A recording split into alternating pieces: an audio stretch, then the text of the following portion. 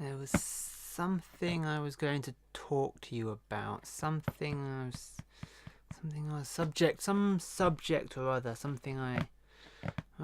only there was a reminder around here of what it was. I just can't think right now.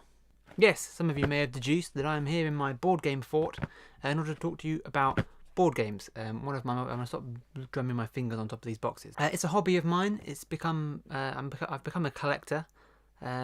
Relatively recent addiction. I'm certainly sure it probably is an addiction, as my girlfriend would definitely say it was an addiction. So this is a portion of my collection that I have gathered here to decorate this video, I suppose. Way back in school, I was a wargamer. I collected Warhammer, specifically. I had a 40k army of Chaos 40k army. Demons and Space Marines and sort of things. And that was cool. That was something that I had a Warhammer club at school. I met some of my friends there as well, some friends that I still am friends with now. And we collected that. And that was a big part of my sort of childhood social experiences, I suppose. But the problem with that is it's quite an expensive hobby and it's quite complicated compared to a lot of other things. And you have to keep updating the rules, and you kind of have to expand on it, and it gets tricky once you're out of school.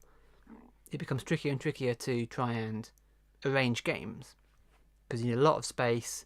You need someone with a decent army. I had couple of close friends who collected. But it was kind of tricky to arrange battles, and there were always battles between the three of us. Usually, some combination. It kind of got a bit samey after a while, but that kind of just sort of stopped. And then after that, we got into when that kind of faded out a little bit, we got into the role playing games, the Dungeons and Dragons style games. Although oddly enough, I've only ever played Dungeons and Dragons once or twice, like 2 sessions. And then never played it again because it just hasn't been a game that didn't really catch on with my group. We played other games. Rifts was our game of choice, which is a sci-fi setting which has a million books for it.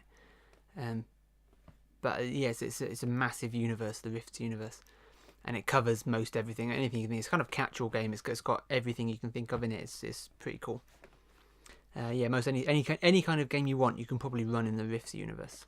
But then tragically, we all became grown-ups, and we had stuff to do, and we had jobs to work, and all this sort of thing. So then, once more, it became increasingly complicated to gather together. Well, not complicated, but just tricky. And when you're playing something like a campaign in a D&D style game, you need the same group of people to meet up, probably at least every few weeks or so. And we couldn't guarantee that. We just couldn't figure out, we couldn't gather the same group of people together on a regular basis or on a reliable basis because we all had different work schedules, and I was doing the film thing, or I've been doing the film thing, and that's very all over the place. Your schedules, you're never going to have a regular working period. So it became hard to have a group to play that game that could meet on a regular basis. And so every time we started, we did do a lot of games, but they kind of slowly sort of fell apart, and we couldn't meet anymore. We just neglected them for too long, and we forgot. They just kind of stopped. And we've created oddly enough, we've created loads of characters for games that never started. We just like creating characters, really. So that became awkward. But I've always been, of my group of friends, I am the internet geek, I guess.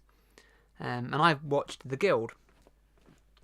And obviously we all know, anyone who's a self-respecting geek knows that the Guild slowly led on to the Geek and Sundry channel on YouTube and on whatever. And Geek and Sundry is sort of the Geek Central network run by Felicia Day and other people. And on the Geek and Sundry network, on the Geek and Sundry YouTube channel, Will Wheaton has a show called Tabletop. And I discovered that right when I think I saw the first one as it came out. Actually, I think I was kind of right on the ball. And that, I believe the first episode was Munchkin. I might be wrong about that, but I think the first one was Munchkin. But at least one of the early ones I saw was Munchkin, and that made me think, well, maybe that looks like a fun game. My group likes to we needed something, and we couldn't keep the RPG thing going. So I thought, well, I'll buy Munchkin. That looks quite good. And I've got a couple of different versions of it here now, as you can see. And we started doing that, and that was a lot of fun. And then I thought, whoa, I started just bought another game to fill out the time, and then another game, and it sort of grew up from there. And then my friends started buying games, so now we've all between us got quite a lot of games. I've got the largest collection, I think, out of all of us, and then other people have got quite a lot of stuff as well. So now we find it quite easy to meet and play games because we couldn't guarantee the same group of people meeting all the time, to keep an ongoing campaign going.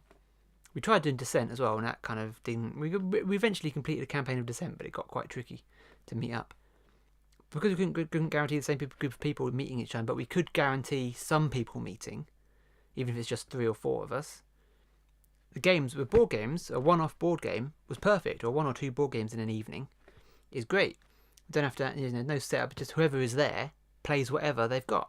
The board game thing is fantastic, and it gets all their gaming desires. If you wanted if you want a role playing thing, I've got my Mansions of Madness or Arkham Horror or the Cthulhu universe things. We've got Merchants and Marauders down here, and then we've got the more sort of puzzly. This is Terra Mystica is basically a big puzzle game, Pandemic and things, and it's just all styles of all sorts of games that can for whatever sort of mood we're in at the time. And that essentially fitted our group brilliantly. It was exactly what we needed. But another thing when I was thinking lately that we realised we used to do when we were kids is we used to meet up and play video games. And video games obviously are still huge. They're still a huge thing. But I don't think that video games have that social element. Okay, that sounds a stupid thing to say in the age of the internet when everyone's playing online. But we used to meet up in person and as groups and play a game. Play a couple of us meet up and play Streets of Rage, or a bunch of us would meet up and play some sort of other game. Rock and Roll Racing was a particular favourite of ours, or we take turns playing something. And that's not something that ever occurred to me to do now. It never occurred to meet with my friends and play a video game. I might gather online, play Guild Wars and stuff, and play in a video game. But it never occurred to me to gather people invite people over to my house to play a game. Whereas that is what we used to do. Where right up to like the PlayStation 1 or whatever. And we used to do that, but that doesn't seem to be games designed for that. A lot of games are story led now, and they are they have single player, or they have the online side thing, and it doesn't feel like you gather in a room. And we had games this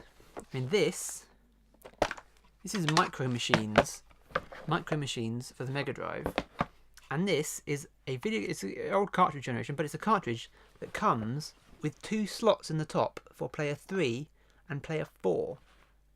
That's pretty fucking cool. That's like amazing at the time. I think we were shocked by this. We could actually play 4 players on the one thing because you could plug the controllers into the cartridge. It's pretty damn amazing.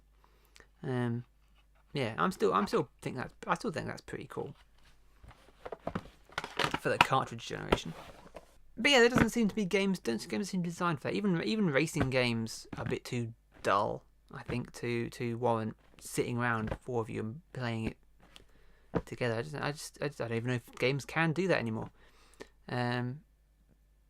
But yeah, video games don't seem to have dropped the ball on that front. They seem to have moved online, which is on paper is more social experience or bigger social experience.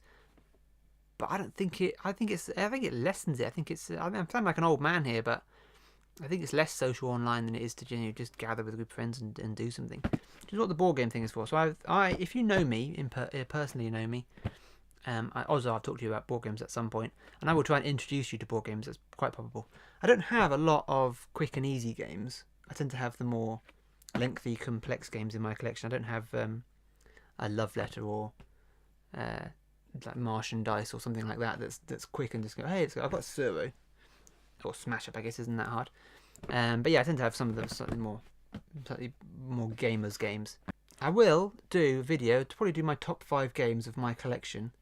In my little series of semi-series. It's not really a series. I've got like 2 or 3 of them out there. Of my top 5 games of my collection. I'll probably do top 5 games of all time that I've played as well, which oddly enough will be slightly different because not all of my favourite games are in my collection. But I've got some favourite games that my friends own, and it seems pointless me owning them. Like Small World. I love Small World. can't get enough of Small World. But I don't own it because a friend of mine owns it who's in the group, and is not, we don't need two versions of it in our group because mostly we play amongst ourselves. But yeah, if you are a gamer, if you follow me on Twitter or whatever, or we know each other in some way, and you are actually a gamer and you just didn't know that I was, or I didn't know that you were, then get in touch and say, hey, that's cool or whatever, and we should meet up and do some games. Or if you're interested and we're working together or we're doing something, then yeah, I might crack out a game and we'll give it a try. I'll teach you some new experiences. But yeah, this is my board. This is my board game video for talking about board games. I've heard board games a lot in this video so far. Anyway, that's me. That's board games, and that's all I need to really say there. The end.